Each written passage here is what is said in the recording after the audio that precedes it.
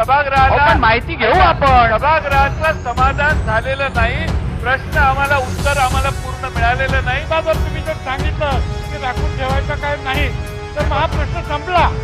म्हणून माझी विनंती आहे की राखून ठेवल्यानं काही हरकत नाही. अनेक लाखो मुलांच्यावर अन्याय झालाय. ते अक्षरशः रडतात की बाबा आम्ही एवढा अभ्यास केला, आम्ही मात्र बाजूला राहिलो आणि अभ्यास न करणारे पास झाले आणि नोकरीला लागले. हा कुठला न्याय? सन्माननीय विरोधी पक्षनेत्यांनी जे मांडलेलं आहे, आम्ही आपल्याला विनंती करतो आपण जरूर राखून ठेवावा. सभागृहाची एकूण विरोधी पक्षनेता सत्तारूढ पक्ष या दोघांची भावना एकच असल्यामुळे मला वाटतं आपण हा प्रश्न राखून ठेवू.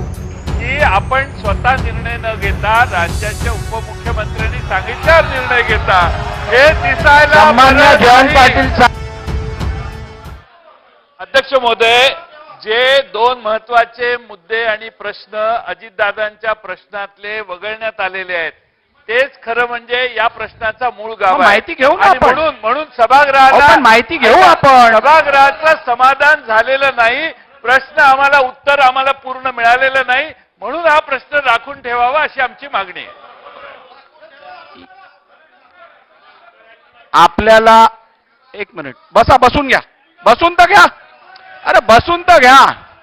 बसून घ्या. मला बोलू द्या.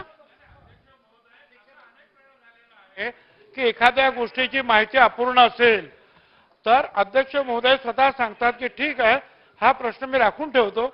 2, 4, 5, 6 दिवसानंतर परत तो प्रश्न येतो आणि मग त्याच्यावर जे काय असेल ते तुमचं मत देऊन आपण आता जर तुम्ही जर सांगितलं की राखून ठेवायचं काय नाही तर मग हा प्रश्न संपला. म्हणून माझी विनंती आहे की राखून ठेवल्यानं काही हरकत नाही. काहीच हरकत नाही राखून ठेवल्यानं. मुख्यमंत्री सगळे सभागृहातले सगळे सन्माननीय सदस्य आहेत.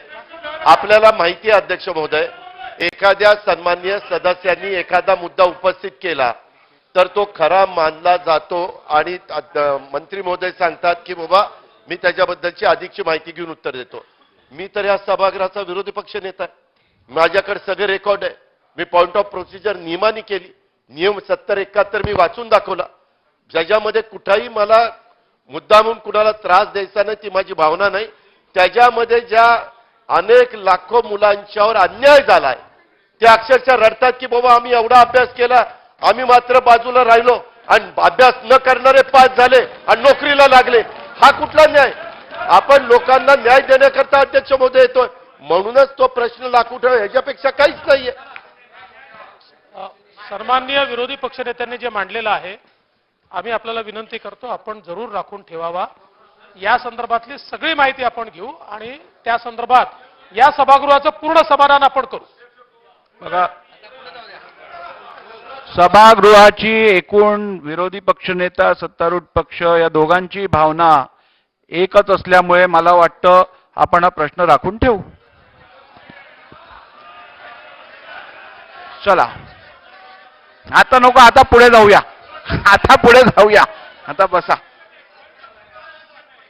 पॉइंट ऑफ इन्फॉर्मेशन हा आहे की आपण स्वतः निर्णय न घेता राज्याच्या उपमुख्यमंत्र्यांनी सांगितल्यावर निर्णय घेता हे दिसायला सन्माननीय जयंत पाटील साहेब, हे दिसायला बरं नाही. मान्य अध्यक्ष महोदय, पहिल्यांदा तर हा हेत्वारोप आहे त्यामुळे आपण काढून टाका. हा काढून टाकावा. आणि अनेक वेळा सभागृहात असं होतं की असं सत्तारूढ पक्षाचं मत वेगळं असतं, आपलं वेगळं असतं, विरोधी पक्षाचं वेगळं असतं. पण सभागृह नीट चाललं पाहिजे, गोंधळ होऊ नये म्हणून आपण कॉम्प्रोमाइज करतो आणि दोघंही मिळून अध्यक्षांना विनंती करतो.